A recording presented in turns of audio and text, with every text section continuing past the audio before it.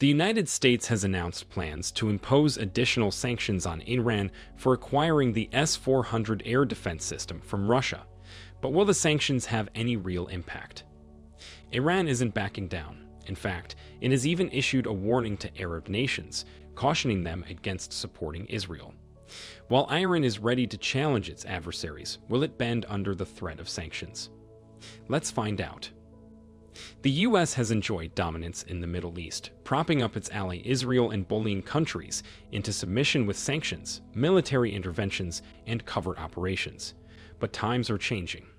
Iran, a nation that has stood strong despite relentless Western pressure, is now forging an even closer alliance with Russia, threatening to reshape the entire geopolitical landscape of the region. This new partnership isn't just about military hardware, it's about signaling to the world that the days of US and Israeli hegemony are coming to an end. The question isn't whether the US and Israel will fall from their perch, but how quickly that collapse will come.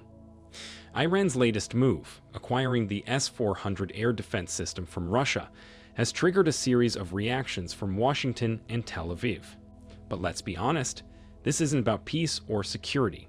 It's about power, and the US is losing it. Iran has also issued a stern warning to Arab nations, saying if you support Israel, you'll face severe consequences. The message is clear. Tehran is done playing by the rules set by the West, and it's leading the charge against a system of oppression that has dominated the Middle East for far too long. But was the threat of sanction from the US serious? Every time Iran makes a move to defend itself or strengthen its alliances, the US responds with, you guessed it, sanctions. But why does the US cling so desperately to this outdated tool, especially when history shows that sanctions rarely achieve their intended goals? The answer is simple. Sanctions are a way for the US to maintain the illusion of control. Since the 1979 Iranian Revolution, the US has treated Iran as a pariah state, subjecting it to sanctions in an attempt to isolate the nation economically and politically. Yet here we are, over 4 decades later, and Iran not only survives but thrives.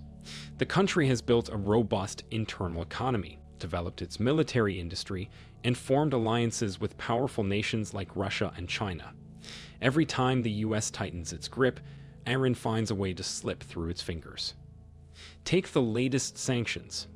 U.S. Secretary of State Antony Blinken proudly announced that Washington would be targeting Iranian and Russian entities involved in military cooperation. The goal, of course, is to strangle Iran's access to military technology and limit its ability to defend itself. But let's get real. Sanctions haven't worked for the last 40 years, so why would they work now? Iran has grown accustomed to life under sanctions, and its partnership with Russia provides an alternative path to the military and economic support it needs.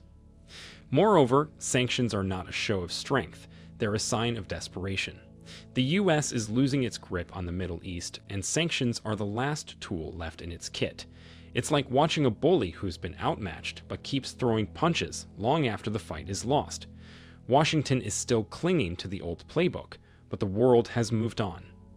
Iran and Russia are rewriting the rules, and the US is struggling to keep up. Is Russia's involvement with Iran a threat to the US? Here's a reminder to please like and share the video and subscribe to our channel to watch more videos on Africa's geopolitics, economy, and changing landscape. Let's continue now. The Iran-Russia alliance is causing sleepless nights in Washington and Tel Aviv, and for good reason. This isn't just a military partnership. It's a political realignment that has the potential to upend decades of Western dominance in the Middle East. When Iran reportedly sent 400 ballistic missiles to Russia, including THAAD-100 and 10 tactical missiles, it was a clear signal. Iran and Russia are here to stay, and they're not playing by Western rules. Historically, Russia and Iran have shared mutual interests, particularly when it comes to resisting US influence in the region. But this partnership is now evolving into something much deeper. For Russia, Iran represents a key ally in its broader geopolitical strategy to counterbalance NATO and US influence. For Iran, Russia is not just a military partner, but a strategic ally in its mission to lead a new order in the Middle East. one free from Western interference. But it's not just about missiles and air defense systems. Iran and Russia are working together across multiple fronts, from energy cooperation to intelligence sharing. This alliance threatens to shift the balance of power in the region, undermining U.S. and Israeli influence over countries that have long been under Washington's thumb. The real game changer here is that Iran and Russia are showing the world that you don't need Western approval to succeed. They are setting a new standard for how nations can resist imperialism and forge their path. And this is precisely why the US and Israel are so worried. They want Iran and Russia to follow their orders on how to deal with Israel. But that's not going to happen, even if you scare them with sanctions. But how far can Iran go against the West and Israel? Iran recently warned Arab nations. The threat to not support Israel or face severe consequences is more than just a threat. It's a moral stand against a system that has allowed Israel to oppress Palestinians with little more than lip service from its neighbors. For years, Arab nations have paid lip service to the Palestinian cause while quietly cozying up to Israel behind the scenes. Iran is done with the hypocrisy, and it's making it clear that there will be consequences for any Arab nation that sides with the oppressor. The Western narrative, as usual, tries to paint Iran as the aggressor, but let's not lose sight of the facts. Israel has been committing atrocities against Palestinians for decades, from illegal settlements to brutal military occupations. Every time Iran steps up to defend its allies, like Hezbollah, it's labeled the aggressor, while Israel's crimes go unpunished. Iran's missile strikes on Israel were not acts of aggression, they were acts of defense. Iran isn't just protecting itself, it's standing up for the countless oppressed Arabs who have suffered under Israel's apartheid policies. And now, Tehran is calling out the Arab nations that continue to turn a blind eye to these injustices while seeking closer ties with Israel. The time for double dealing is over. Iran's message to the Arab world is simple. If you support Israel, you're complicit in its crimes, and you will face consequences. This is about more than politics. It's about justice. And Iran is standing on the right side of history. So, in simple words, Iran is at war with Israel and anyone who supports Israel, either its West or its Arab nations. While we see Arab nations standing on neutrality, where the US stands is unclear. Recently, Arab nations assured their neutrality in the war. But from the US, the response is confusing. Biden says Israel shouldn't attack Iran, and Trump says it should. So, where exactly does the US stand?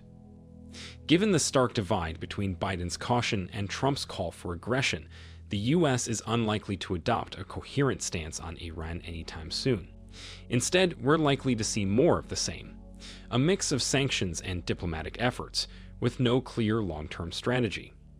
As Biden tries to re-engage Iran diplomatically, the Republican hardliners will continue to push for a more aggressive approach. Israel, for its part, will continue to press the US for support in its confrontation with Iran. But Biden's reluctance to endorse an outright strike on Iran suggests that Washington may no longer be willing to give Israel carte blanche when it comes to military action. However, should Trump or a like-minded leader return to power, all bets are off, and we could see the US swinging back toward a more aggressive stance.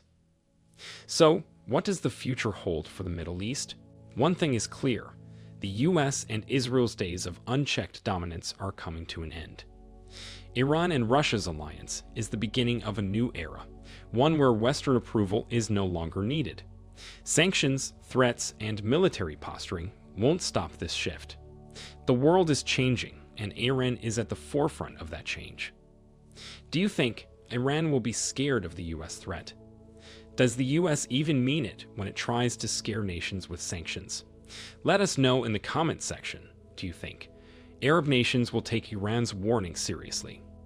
Do you want to watch more videos like this one?